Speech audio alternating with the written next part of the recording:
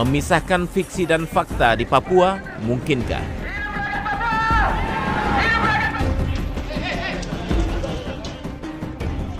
Saling curiga dan intimidasi bagi pers di Papua, benarkah?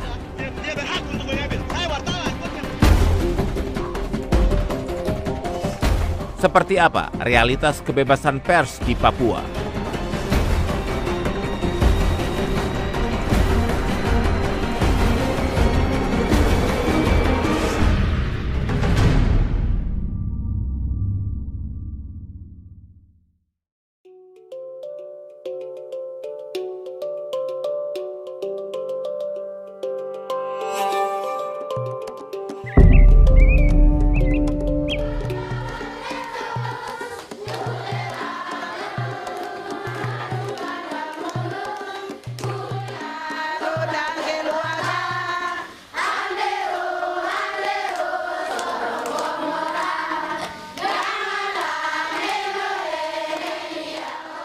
Sudah hampir setahun, anak-anak ini meninggalkan kampung halaman mereka di Pegunungan Duga.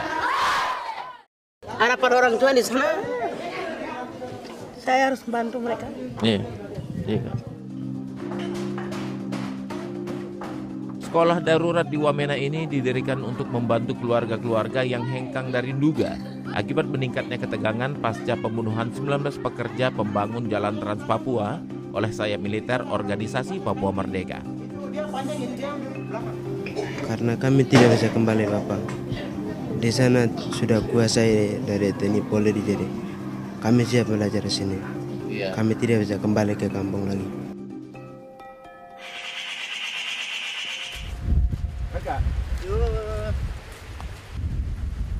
Mereka menyambut kedatangan kami dengan tangan terbuka, tapi tidak tanpa rasa was-was.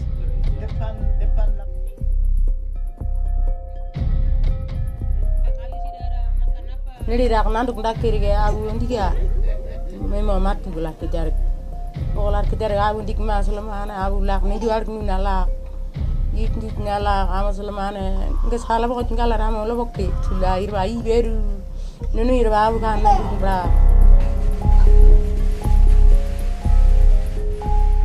manene liwa burgulak baranan men nak lo bokki ma iberu ban wakot na basala lo bokki labo trigaban masih ba jadi bet me yana ne bet me ne kola rena imam bagola rabat labo cece ma para kayo ndam ka.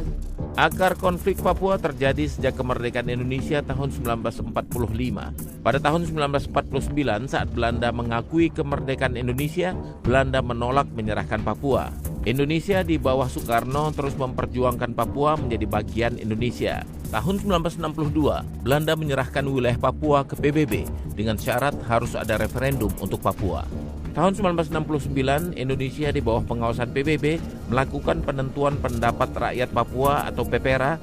Dengan hasil dari 1025 perwakilan, mereka memilih bergabung dengan Indonesia. Namun sejak itu suara menolak PEPERA dan mengumandangkan kemerdekaan Papua tak pernah berhenti.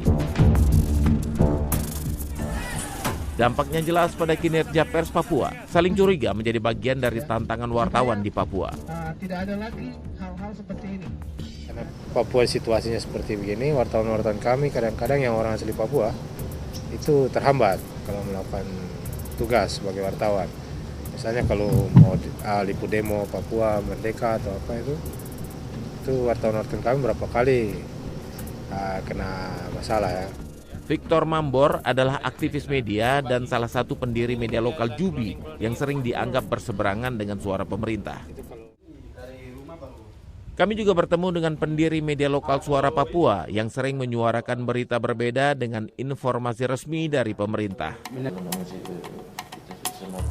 Untuk seorang jurnalis asal Papua meliput itu kurang nyaman, karena itu ada intimidasi secara langsung dari aparat terutama itu ada ketika melakukan liputan. Yang kedua itu saat mau konfirmasi. Nah, mau konfirmasi ke aparat terutama berkaitan dengan kasus-kasus Polhukam di Papua itu sulit karena setiap kali mau konfirmasi itu kadang jawab kadang tidak.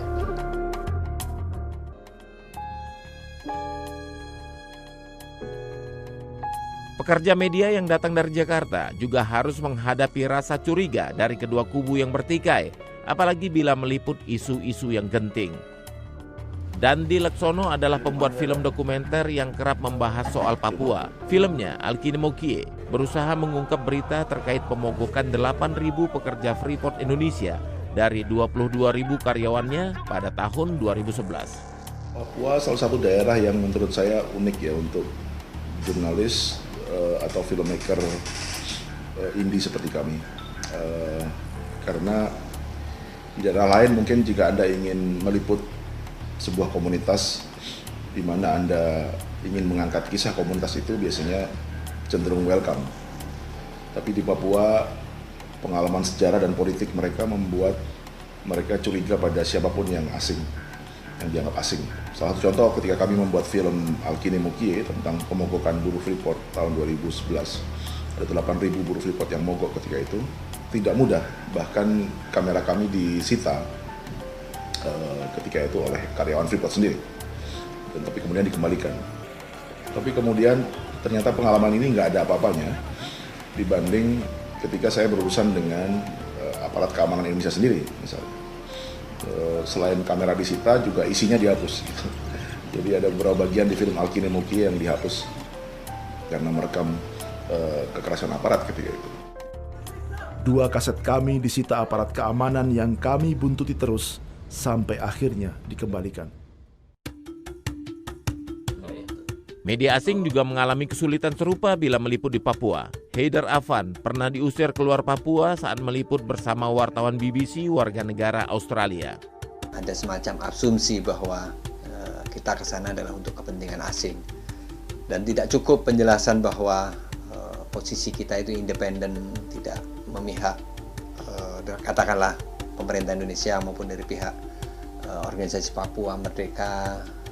Itu sebabnya ketika beberapa kali liputan agak kesulitan karena alasan tersebut ya. Kita yang warga Indonesia, WNI, kalau orang asing lebih sulit lagi. Dari fakta ketika meliput ke Agats jelas karena ada beberapa persyaratan termasuk izin dari Mabes Polri, bahkan dari perspektif mereka seharusnya ada keterangan resmi dari Badan Intelijen. Itu menjadi syarat untuk wartawan asing, media asing, warga negara asing untuk meliput ke Papua. Itu jelas.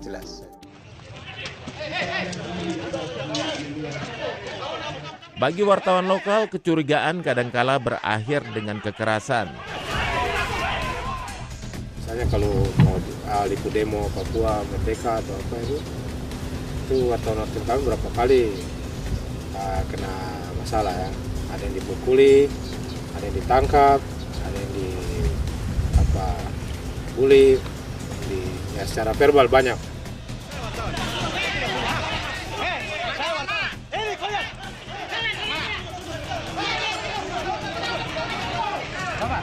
Oh tidak bisa, dia berhak untuk mengambil. Saya wartawan, kau tidak punya hak. Wartawan dari mana? Jubi, kau tahu wartawan Jubi kan? Kejadian serupa menimpa wartawan Suara Papua. Aparat ada yang datang langsung tangkap saya, kau tipu gitu. Kau tipu, kau bukan wartawan, kau masa aksi dari KNPB. Dan sapu kartu pres yang saya pakai langsung ditarik, saya diceki leher, langsung HP saya yang waktu itu sempat saya ambil gambar, dikasih banting, saya diarahkan lebih dulu ke Polsek AB.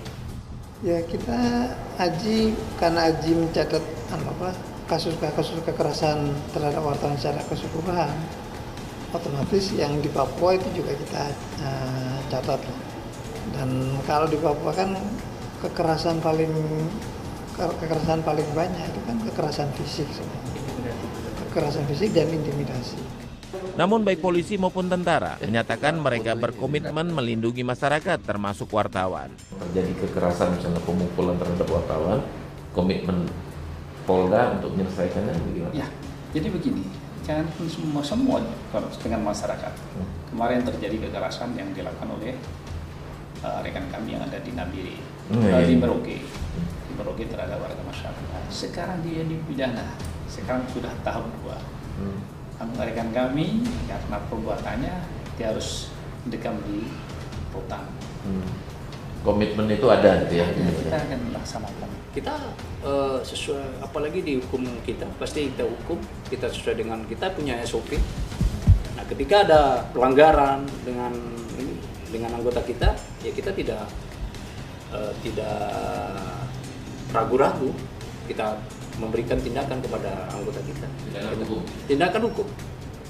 Organisasi Reporters Without Borders mendudukan status kebebasan pers Indonesia pada peringkat 124 dari 180 negara. Status bebas sebagian bagi Indonesia tidak terlepas dari sulitnya jurnalis asing mendapat akses peliputan di Papua. Indeks kemerdekaan pers yang dikeluarkan Dewan Pers menempatkan Papua di posisi terbawah walaupun skornya sedikit meningkat dari tahun sebelumnya. Berdasarkan survei Indeks Kemerdekaan Pers 2019 yang memotret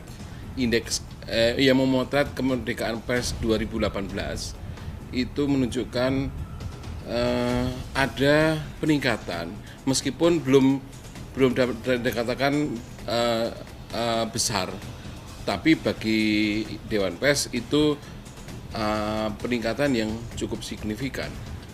Artinya apa? Artinya pelan tapi pasti ada kebebasan di sana. Memang Papua relatif masih rendah, kisarannya masih di bawah 70, rata-rata nasional tuh 70-an. Jayapura menjadi basis media di Papua. Wilayah Papua dan Papua Barat yang luas dan sebagian besar terpencil membuat sulit bagi wartawan untuk melakukan cek fakta. Saya kira karena ekonomi media yang memang tidak begitu bagus itu kan juga mempengaruhi operasional media ya. Yang pertama kalau misalnya peristiwanya terjadi di daerah-daerah yang remote, itu kan verifikasinya butuh waktu dan yang kedua butuh biaya. Dan kecenderungan teman-teman wartawan kan kadang seperti juga kecenderungan di tempat lainnya kan menghubungi orang yang menggunakan sumber yang mudah diakses, yang itu lebih murah menelpon sumber. Dan dalam banyak kasus misalnya kalau pergi ke lokasi itu butuh biaya dan butuh waktu, akhirnya cenderung kalau misalnya berita-berita online saya kan mengandalkan telepon, yang itu bisa jadi benar, bisa jadi juga mengandung ketidakbenaran juga.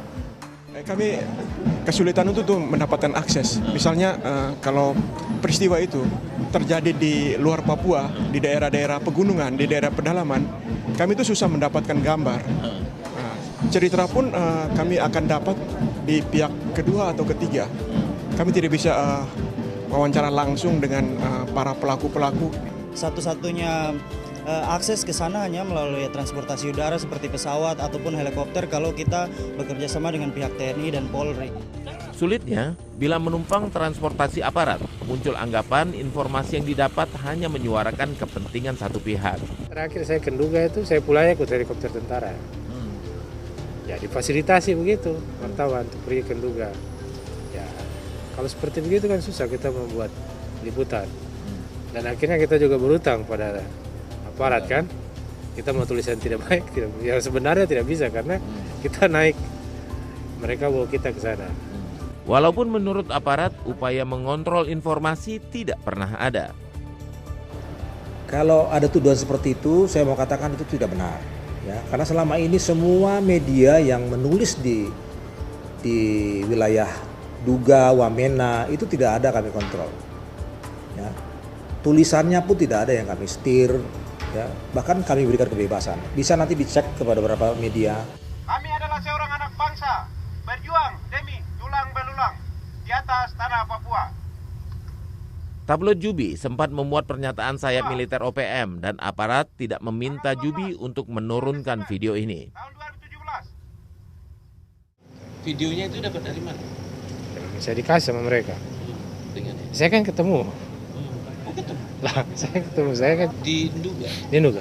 Apa katanya? Tidak ada. Itu kan cuma 15 menit saja. Jadi saya cuma ingin mengetahui bagaimana situasinya, bagaimana mereka itu maunya apa. Ya pertama mereka mau merdeka, ya. berdaulat sendiri. Kami mau merdeka. Yang kedua ya saya tanya soal kenapa merdeka itu kan tidak harus dengan senjata, bisa dengan cara lain, dan apalagi masih muda. Ya, mereka bilang ya kita mau sekolah juga tidak ada guru. Kita sekolah juga kita mau jadi apa? Jadi tidak ada harapan. Ya, ini saja jalan satu-satunya untuk kita ini eksis, pegang senjata, perang.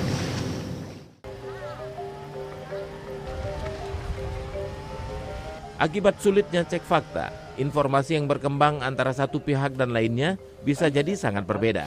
Kami mencoba memverifikasi beberapa data, misalnya berapa banyak pengungsi akibat konflik Nduga.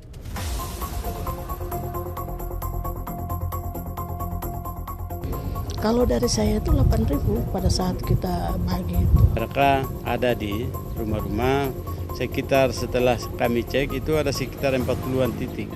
Kami juga mengecek kabar pengungsi menolak bantuan dari dinas sosial setempat. Tapi bukan masyarakat juga yang menyampaikan itu LSM, Pak Teo Sege. Itu pendapat Kementerian Sosial yang mengatakan segelintir orang yang menolak itu salah. Kami ingin mengecek informasi pengungsi yang meninggal. Total korbannya itu ada sekitar 184. 130. Oh itu tidak benar, tidak benar. Kita tetap mengacu dari datanya Pemda Nduga. Muncul informasi bahwa TNI menyandra bayi berusia 1 tahun. Itu anak kecil umur 1 tahun, 1 tahun, yang namanya Raina Nirigi, itu sedang ditahan di Pos Mugi. Kami juga bisa membayangkan bagaimana kalau anak kami disandra umur 1 tahun. Jadi kami juga manusia yang punya hati nurani juga, di samping kami aparat juga ya. Jadi saya sudah cek beberapa kali sampai 3 kali sampai saya turunkan tim untuk mengecek kebenarannya. Tapi sampai dengan detik ini saya belum temukan faktanya. Tugas wartawan di Papua menjadi lebih sulit manakala internet padam pasca kerusuhan Agustus 2019. Pemblokiran itu menghambat pekerjaan wartawan yang salah satu fungsinya adalah memverifikasi informasi. Banyak informasi yang tidak benar yang diedarkan, ya, banyak informasi hasutan yang diedarkan yang membahayakan apa yang harus dilakukan oleh pemerintah. Pemerintah mempunyai tugas mengendalikan itu. Itulah yang terjadi di Papua. Pada saat pengendalian lapangan ini sudah sulit dilakukan, maka perlu ada juga usaha pembatasan transmisi informasi, pengendalian transmisi informasi, bukan menutup matikan itu. Kebebasan pers masih tampak sebagai fata morgana di Papua. Jangan kita ketinggalan dengan negara-negara lain. Menurut saya ketika wartawan tidak diberi kebebasan untuk meliput apa adanya, meliput tanpa harus dikawal, tanpa harus dikontrol, itu akan membuat liputan media di Papua tidak akan bisa bebas, dan itu akan berpengaruh terhadap kualitas, berpengaruh terhadap apa yang terjadi di Papua sebenarnya.